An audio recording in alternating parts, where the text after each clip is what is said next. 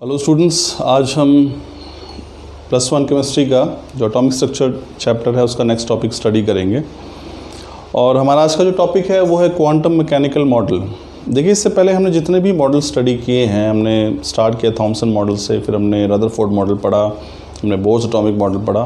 तो उन मॉडल में आपने देखा कि कहीं ना कहीं कुछ हमें अच्छी चीज़ें जो हैं या इम्पॉर्टेंट एस्पेक्ट्स जो हैं वो सामने आए मॉडल के, जहाँ पे उन्होंने एक मॉडल एटम की जो स्ट्रक्चर है, उसकी संरचना जो है परमाणु की, वो समझाने का प्रयास किया।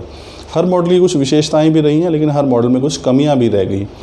उन कमियों को दूर करने के लिए फिर एक नया मॉडल प्रस्तुत किया। पहले थॉमसन आए, उनमें कमी रह गई, उसको रदरफोर्ड ने दूर किया। रदरफोर्ड में जो कुछ कमियाँ रह गई उसको बोर मॉडल दूर किया। बोर मॉडल में कुछ कमियाँ रह गई, जैसे हमने पढ़ा है, उन कमियों को दूर किया, वो है क्वांटम मैकेनिकल मॉडल ने। अभी सबसे लेटेस्ट मॉडल है जो किसी भी एटॉमिक स्ट्रक्चर को जानने के लिए, परमाणु की संरचना को जानने के लिए पढ़ा जाता है। देखिए, इससे पहले हम यहाँ पढ़ें, हम बात करते हैं क्लासिकल मैकेनिक्स की और क्वांटम मैकेनिक्स। जो क्वांटम मैकेनिकल मॉडल है, ये क्वांटम मैकेनिक्स पर बेस्ड है। और इससे पहले जो हम कंसेप्ट पढ़ते हैं वो, जिसको हम क्लासिकल मैकेनिक्स कहते हैं, वो उन सिद्धांतों पर, जितना भी क्लासिकल मैकेनिक है वो सारा न्यूटन के सिद्धांतों पर आधारित है। जितनी भी हम क्लासिकल मैकेनिक्स की बात करते हैं, न्यूटन ने जो नियम दिए थे वो सारे के सारे उन पर आधारित हैं। लेकिन हम देखेंगे कि जो क्लासिकल मैकेनिक्स है वो, अगर हम एटॉमिक स्ट्रक्चर की बात करें विशेष तौर पर, वो केवल ये कंसीडर करता है, या वो हम उसको केवल मैक्रोस्कोपिक ऑब्जेक्ट्स के ऊपर ही अप्लाई कर सकते हैं। यानी कि जहाँ पे किसी भी कण का आकार जो है बहुत विशाल है। लेकिन ये जो क्लासिकल मैकेनिक्स है, जो न्यूटन के नियमों पर आधारित है, वो तब फेल हो जाती है यदि हम बात करें माइक्रोस्कोपिक पार्टिकल जैसे कि इलेक्ट्रॉन्स की या सब एटॉमिक पार्टिकल्स की। तो वहाँ पे वो फेल हो जाते हैं। फेल क्यों हो जाती है? इसके दो कारण हैं। एक तो जो कंसेप्ट कंसीडर नहीं करते, वो ये मानती नहीं, जो क्लासिकल मैकेनिक्स है वो या मानती है कोई भी जो पार्टिकल है, ऑब्जेक्ट है, वो दो प्रकार से व्यवहार नहीं कर सकता। वो या तो पार्टिकल के रूप में व्यवहार करेगा या फिर वेव के रूप में। लेकिन हमने देखा, जो डुअल बिहेवियर देखा हमने मैटर का, जहाँ पे डी ब्रॉगली वेव इक्वेशन के बारे में पढ़ा, तो उसमें बताया गया कि जो एक मैटर है, it can behave like wave also and it can behave like a particle also. तो ये चीज़ वहाँ कंसीडर नहीं की गई, इसलिए मैकेनिक्स यहाँ पे सब एटॉमिक पार्टिकल्स के केस में फेल हो जाती है। दूसरा, हाइजेनबर्ग अनसर्टेनिटी प्रिंसिपल का कंसेप्ट जो है वो भी इग्नोर कर दिया जाता है क्लासिकल मैकेनिक्स में। तो दो चीज़ें हैं, एक तो उसको डुअल नेचर को ना कंसीडर करना, और दूसरा हाइजेनबर्ग अनसर्टेनिटी प्रिंसिपल को ना कंसीडर करना। ये एक सबसे बड़ी लिमिटेशंस हैं दोनों, जो कि क्लासिकल मैकेनिक्स में देखने को मिलती है। अब क्वांटम मैकेनिक्स में इसको दूर किया गया है। क्वांटम मैकेनिक्स की सबसे इंपॉर्टेंट जो बेसिस है वो यही है कि यहाँ पे मैटर को जो है डुअल कंसीडर किया गया है। यानी उसकी प्रॉपर्टी मैटर की जो है वो पार्टिकल की तरह भी होती है और वेव की तरह भी होती है। तो ये हमारे पास है क्वांटम मैकेनिकल, इसको क्वांटम मैकेनिक्स कहते हैं, जो क्लासिकल मैकेनिक्स से थोड़ा विपरीत चलता है। अब देखिए, ये जो मॉडल दिया गया, मैंने बता रहा हूँ आपको, सबसे लेटेस्ट मॉडल है। ये क्या है? This model considers that electron has both wave like and particle like characters. ये सबसे इंपॉर्टेंट चीज़ है कि ये मॉडल ये मानता है कि हर पदार्थ के अंदर वेव कैरेक्टर भी होता है और पार्टिकल कैरेक्टर भी मौजूद होता है। अब ये जो क्वांटम मैकेनिकल मॉडल है, ये this is based on a fundamental equation. ये पूरा का पूरा मॉडल एक इक्वेशन पर, एक समीकरण पर आधारित है, जिसको कहा जाता है श्रोडिंगर वेव इक्वेशन। ध्यान रखिए, जो क्वांटम मैकेनिकल मॉडल है, it is based on a fundamental equation which is called Schrodinger wave equation. अब देखिए, इक्वेशन बहुत जटिल है, बड़ी जो है कॉम्प्लेक्स है इसके डेरिवेशन भी। आप सिर्फ मोटे तौर पर इस इक्वेशन को ध्यान रखिए। इसमें इक्वेशन में कौन कौन से हमने जो सिंबल्स यूज़ किए उसका मैं आपको मीनिंग समझा देता हूँ, लेकिन अदरवाइज आपको ये बहुत ज़्यादा याद रखने की ज़रूरत नहीं है। तो ये हमें del square psi over del x square plus del square psi over del y square plus del square psi over del z square plus 2mh square E minus U into psi is equal to 0। यहाँ पे x Y Z जो है वो coordinates हैं, साई जो है हमारे पास वो एम्पलीट्यूड ऑफ वेव फंक्शन है, एम मास है, एच प्लैंक्स कांस्टेंट है, ई हमारे पास एनर्जी है, यू जो है वो पोटेंशियल एनर्जी है, Sai is again amplitude of wave. तो ये हमारे पास पूरी इक्वेशन है, दिस इज इक्वल टू 0। तो पूरी इक्वेशन जो है ये बहुत कॉम्प्लेक्स है स्टूडेंट्स, मैं फिर बता रहा हूँ ये आपको, ये कैसे आई, क्या ये आपको जानने की आवश्यकता नहीं है। अब जब हम इस इक्वेशन को सॉल्व करते हैं तो हमारे पास बहुत सारे सोल्यूशन जो है वो सामने आते हैं। तो वो सॉल्यूशंस क्या है, ये वो सॉल्यूशन हमें बताते हैं कि वास्तव में वो सॉल्यूशन क्या है, वो जो पॉसिबल वैल्यूज़ आती हैं सॉल्यूशन की, वो वास्तव में इलेक्ट्रॉन उन एनर्जी लेवल्स को डेजिग्नेट करती हैं जहाँ पे इलेक्ट्रॉन जो है उपस्थित हो सकते हैं, या उन ऑर्बिट्स को डेजिग्नेट करती हैं जहाँ पे इलेक्ट्रॉन उपस्थित हो सकता है। अब यहाँ पे क्या, जो भी हमारे पास जितने भी सॉल्यूशंस जो होते हैं, जो होंगे, जितने सॉल्यूशंस आते हैं उसमें से केवल कुछ ही सॉल्यूशंस परमिटेड होते हैं, यानी कि अलाउ किए जाते हैं कि ये सॉल्यूशंस ही हो सकते हैं। वो जो परमिटेड सॉल्यूशंस होते हैं वो वास्तव में क्या होते हैं, वो एनर्जी स्टेट को डेजिग्नेट करते हैं, किसी भी इलेक्ट्रॉन की एनर्जी स्टेट को डेजिग्नेट करते हैं। इसका मतलब क्या हुआ, पॉसिबल बहुत सारे सॉल्यूशंस हैं लेकिन कुछ ही अलाउड हैं, तो इसका मतलब क्या हो गया, और वो जो अलाउड वैल्यूज़ हैं वो क्या है हमारे पास, वो corresponds to the energy state of electron. इससे ये भी चीज़ सामने आती है कि एनर्जी जो है वो क्वांटाइज्ड होती है, यहीं से हमारे पास वो कंसेप्ट भी आता है। क्वांटाइज का मतलब होता है हैविंग फिक्स वैल्यू, ये नहीं कि बहुत सारी वैल्यूज़ हैं तो कुछ भी हो सकती है, नहीं, तो सॉल्यूशंस बहुत सारे हैं जो हमें प्रोबेबल सॉल्यूशंस मिलते हैं, उसमें से कुछ ही सॉल्यूशंस परमिटेड हैं, यानी कि अलाउड हैं, और उनको वो एनर्जी स्टेट को कॉरस्पॉन्ड करते हैं। इससे हम कह सकते हैं कि out of various possible solutions only few are permitted, और वो जो परमिटेड है they corresponds to energy state.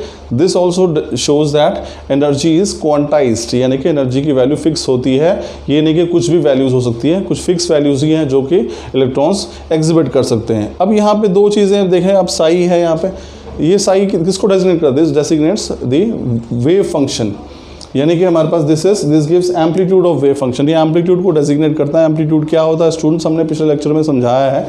तो साई जो है यहाँ पे ये सिंबल साई का, this gives you value of amplitude of wave function. लेकिन इस सिर्फ साई अगर हम कंसिडर कर रहे हैं, इसका अपना कोई फिजिकल सिग्निफिकेंस नहीं है, लेकिन यदि हम साई स्क्वायर की वैल्यू लेते हैं, we consider psi square, this gives us the region in which probability of finding the electron is maximum. देखिए साई का सिर्फ अगर हम साई, ये मैं ले रहा हूँ साई, इसके अपनी कोई फिजिकल सिग्निफिकेंस नहीं है, लेकिन जब ये साई स्क्वायर बन जाता है, this gives you the probability, यानी कि वो उस रीजन के बारे में आपको जानकारी देगा जहाँ पे इलेक्ट्रॉन के होने की संभावना सबसे अधिक होती है, जिसको हम इलेक्ट्रॉन डेंसिटी या इसको हम प्रोबेबिलिटी डेंसिटी भी कहते हैं। ध्यान रखिए स्टूडेंट्स, से पहले हमने पढ़ा था कि हाइजेनबर्ग अनसर्टेनिटी प्रिंसिपल में कि हम एक समय पर ही इलेक्ट्रॉन की वेलोसिटी और पोजीशन पता नहीं कर सकते हैं, लेकिन ये जो साई स्क्वायर की वैल्यू है ये हमें उस स्थान के बारे में जो है, यानी कि उस स्थान की जानकारी देती है जहाँ पे इलेक्ट्रॉन के होने की संभावना सबसे अधिक होती है। So psi square it gives you idea about the region where the probability of finding the electron is maximum. तो साई स्क्वायर जो है हम इस बात की, देखिए अभी भी फिक्स पोजीशन पता नहीं चली है, हम सिर्फ संभावना की बात कर रहे हैं, प्रोबेबिलिटी की बात कर रहे हैं। तो साई स्क्वायर की जो वैल्यू है वो हमें इस बात की जानकारी देगा उस रीजन की जहाँ पे इलेक्ट्रॉन के होने की संभावना सबसे अधिक है। तो ये श्रोडिंगर वेव इक्वेशन और उसका क्वांटम मैकेनिकल मॉडल एक बार हम दोबारा डिस्क्राइब कर लेते हैं। ये देखिए क्वांटम मैकेनिकल मॉडल है क्या, ध्यान रखिए ये क्लासिकल मैकेनिक्स से विपरीत है, क्योंकि ये मैटर के दोनों नेचर को, पार्टिकल नेचर भी और वेव नेचर दोनों को कंसिडर करता है। पूरा का पूरा क्वांटम मैकेनिकल मॉडल जो है वो एक इक्वेशन पर बेस्ड है जिसको हम बोलते हैं श्रोडिंगर वेव इक्वेशन। जब इस इक्वेशन को सॉल्व किया जाता है तो उसमें बहुत सारे सॉल्यूशंस मिलते हैं हमें, लेकिन उन सॉल्यूशंस में से कुछ ही एक सॉल्यूशंस ही परमिटेड या अलाउड होते हैं जो किसी इलेक्ट्रॉन की एनर्जी स्टेट को कॉरस्पॉन्ड करते हैं। इसका मतलब एनर्जी वैल्यूज तो बहुत सारी हैं, लेकिन हमारे पास केवल कुछ ही फिक्स्ड है जहाँ पर इलेक्ट्रॉन्स हो सकते हैं। दूसरी बात ये है कि इससे ये भी पता चलता है कि एनर्जी जो है वो क्वांटाइज होती है, क्योंकि फिक्स वैल्यू का मतलब होता है, क्वांटाइज का मतलब क्या है, फिक्स वैल्यूज है। यानी कहने का मतलब क्या है कि इसको आप इस चीज़ से समझिए कि एक होटल में बहुत सारे कमरे हैं, लेकिन आपको परमिशन केवल कुछ खास कमरों में जाने की है, तो वो इसका मतलब कि क्वांटाइज्ड होगी है वो चीज़। ठीक उसी प्रकार इलेक्ट्रॉन्स के लिए भी बहुत सारे एनर्जी लेवल्स या एनर्जी स्टेट्स जो हैं वो अवेलेबल हैं, लेकिन इलेक्ट्रॉन्स केवल कुछ ही एनर्जी स्टेट्स में या जाने के लिए परमिटेड हैं। इसलिए हम कह सकते हैं कि इलेक्ट्रॉन्स की कुछ खास ही एनर्जी जो है वो हो सकती है, और हम दूसरे शब्दों में कहें तो एनर्जी जो है वो क्वांटाइज्ड होती है। फिर मैं बात कर रहा हूँ यहाँ पे साई की, जो हमने एम्पलीट्यूड ऑफ वेव फंक्शन। देखिए साई अपने आप में इस इक्वेशन के अंदर आप देख सकते हैं psi corresponds to amplitude of wave function.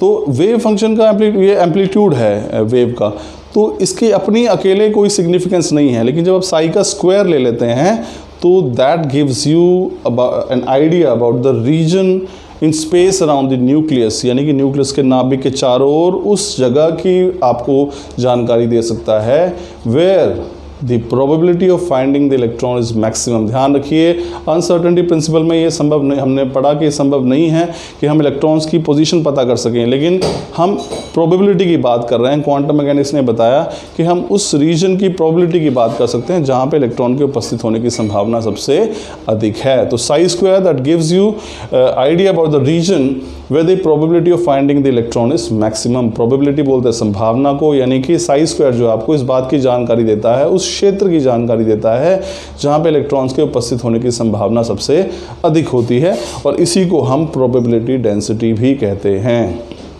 यहीं से देखिए अब कंसेप्ट आया ऑर्बिटल का। अब हम इसमें मैं बात बताता हूँ, नेक्स्ट टॉपिक में पढ़ेंगे कि ऑर्बिट और ऑर्बिटल में डिफरेंस क्या होता है। इससे पहले जो हमने बोर मॉडल तक बात की, वहाँ पर मैं ऑर्बिट्स की बात की। ऑर्बिट्स रास्ते थे जिस पे इलेक्ट्रॉन घूम रहे थे, लेकिन वो अनसर्टेनिटी प्रिंसिपल और डी ब्रॉगली कंसेप्ट ने उसे पूरी तरह से नकार दिया कि हम पता कर ही नहीं सकते। तो यहाँ पे हम बात करेंगे कि अब हम बात करेंगे प्रोबेबिलिटी की, यानी कि उस जगह की, एरिया की, बहुत विशाल क्षेत्र की जहाँ पे इलेक्ट्रॉन्स के होने की संभावना अधिक है। तो वो जो पूरा रीजन है जो क्लाउड नुमा है, बादल नुमा है, उस रीजन को हम जो है ऑर्बिटल कहते हैं। तो ऑर्बिट से अब ऑर्बिटल आ गया है। ऑर्बिट जो है, ऑर्बिटल 3 डायमेंशनल रीजन है, अगर मैं और बात करूं, किसी भी न्यूक्लियस के चारों ओर जहां पे इलेक्ट्रॉन्स के मौजूद होने की संभावना सबसे अधिक है। तो नेक्स्ट टॉपिक में हम पढ़ेंगे कि ऑर्बिट और ऑर्बिटल में डिफरेंस क्या है। So this was all about the quantum mechanical model और wave mechanical model. Thank you students.